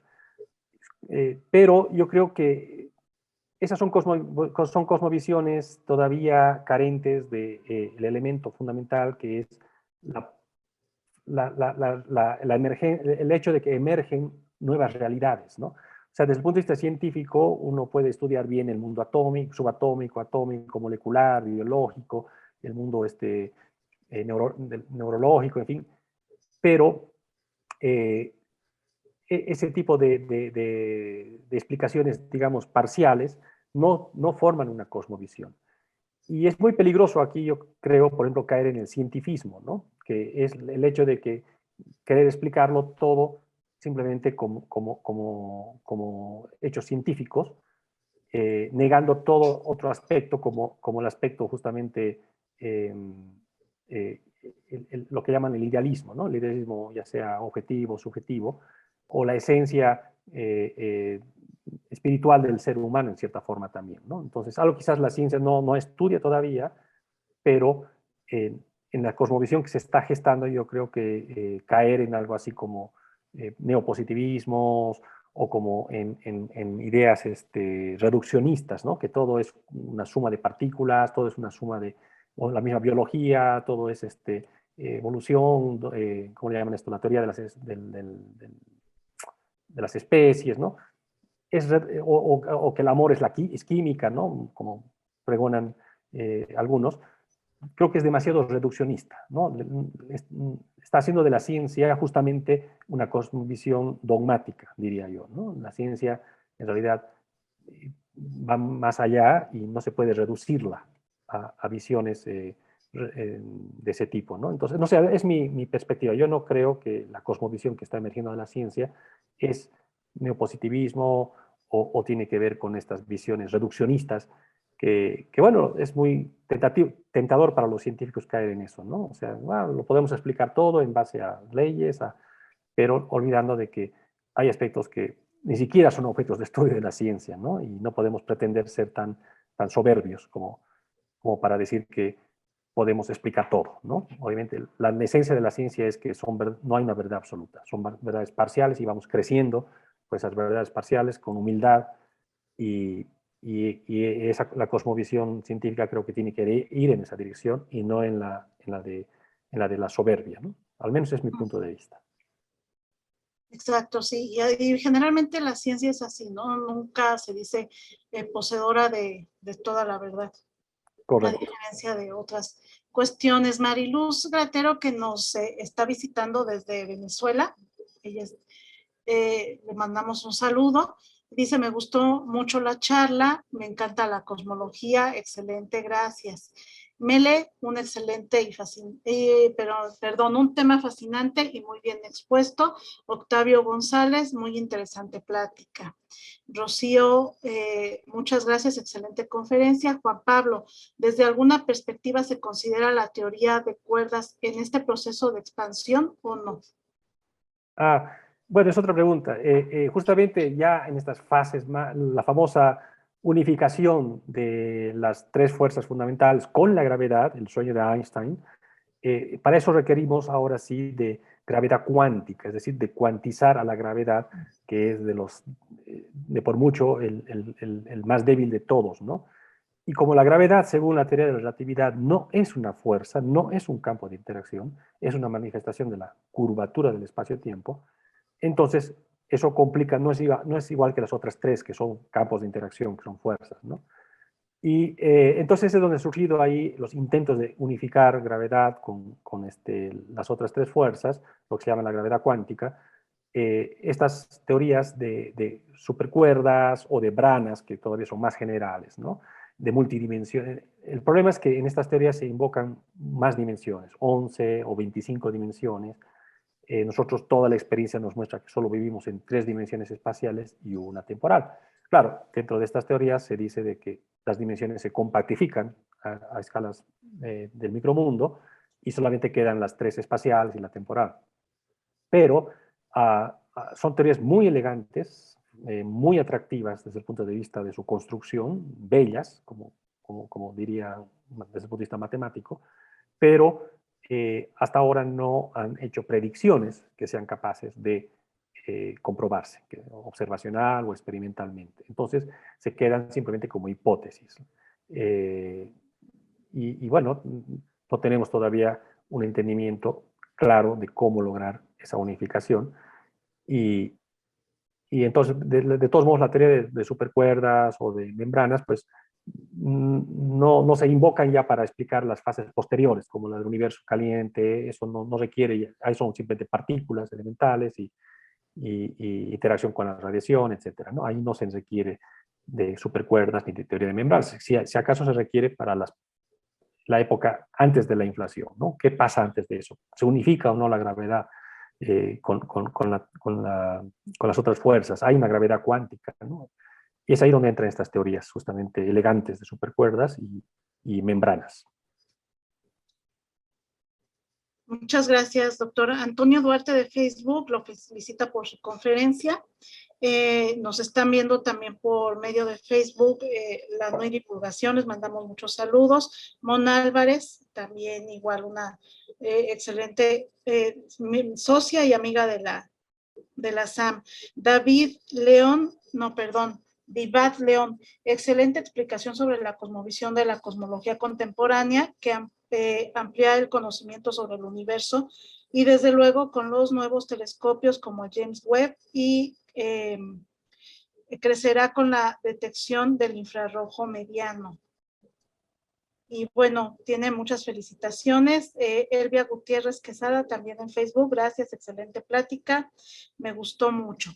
Y bueno, doctor, pues creo que ya también igual no queremos abusar de usted con tantas preguntas y creo que damos paso a darle la palabra a la física Laura Parrao, quien nos ha estado coordinando toda esta serie de eventos, no nada más a nosotros, ahorita ella nos va a decir todos los eventos, todos los grupos que se unen en esta parte de educación continua. Física, te cedo la palabra.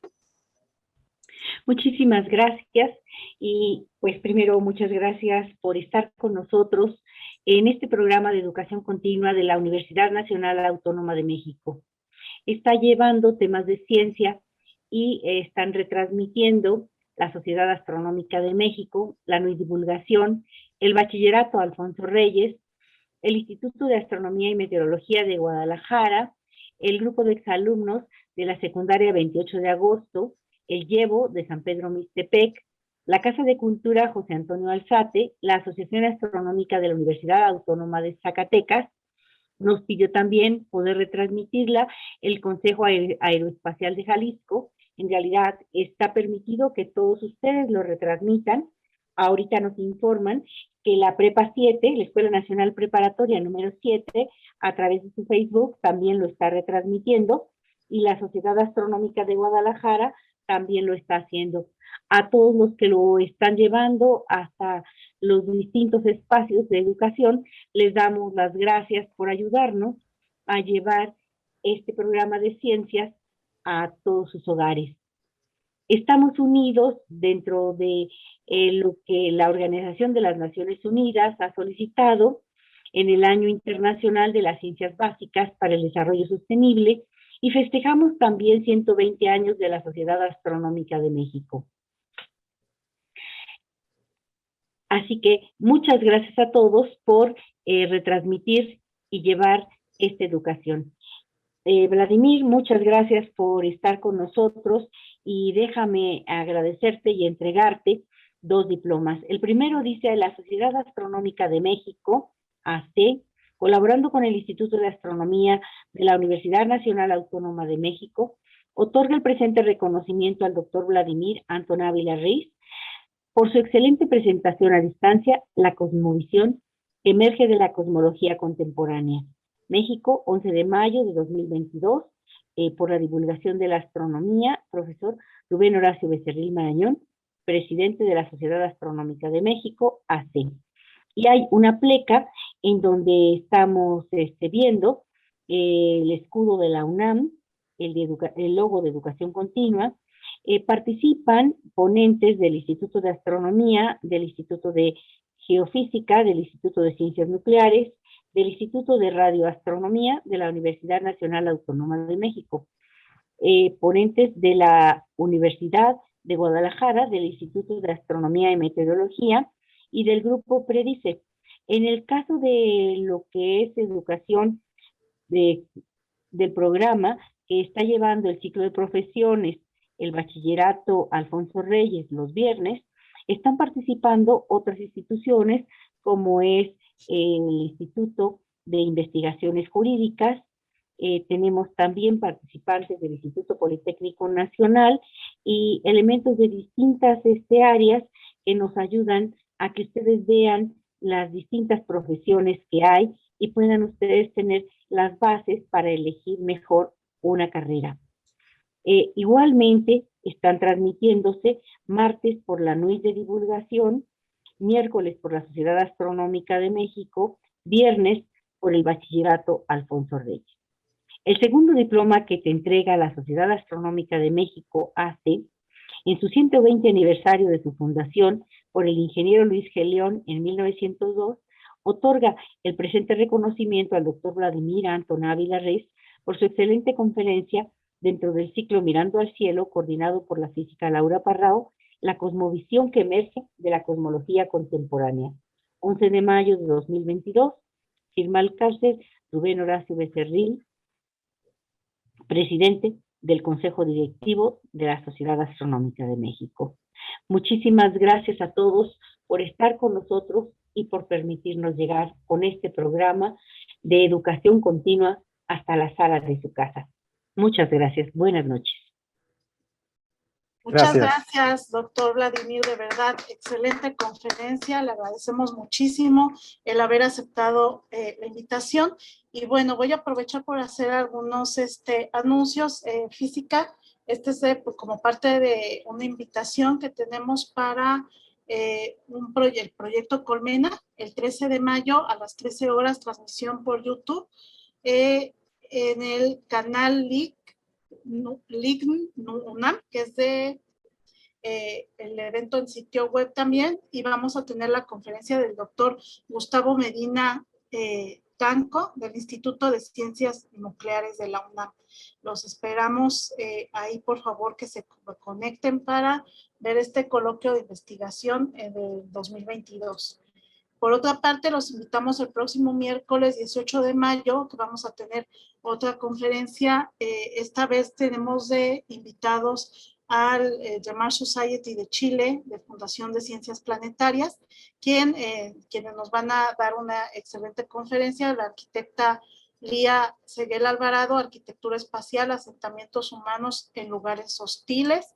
Y por otro lado, en esta unión que ha hecho la física Laura Parrao, nos complace mucho el anunciar la unión con la NUI Divulgación, y vamos a tener una serie de cursos por si les interesa: Astronomía para Niños 1, Conociendo el Sistema Solar 1, Uso y Manejo de Telescopios, Reconocimiento de Constelaciones y Objetos Celestes, Astronomía Básica y Astrofísica, que es para un poquito más de avanzados. Y para todo esto lo pueden checar ya sea en la página de la NUI Divulgación o en la página de la Sociedad Astronómica de México, donde tenemos informes e inscripciones con el WhatsApp que aparece ahorita en sus pantallas y el Messenger de la NUI Divulgación. Los esperamos y estamos muy contentos con esta unión, que de seguro va a ser muy, muy positiva. Que tengan muy bonita noche y quedamos a sus órdenes, como siempre, en su casa, la Sociedad Astronómica de México. Muchas gracias y que pasen muy bonita noche todos. Gracias. Buenas noches. Buenas noches. Muy buenas noches. Buenas noches, ahora sí tuvimos muchos comerciales. Muy buenas noches. Fabuloso que estén todos viéndose para tantas cosas hermosas. Muy bien, los felicito. Muchas gracias, Física. Pues que pasen todos una muy bonita noche y los esperamos el próximo miércoles aquí por Zoom. Que tengan muy bonita noche.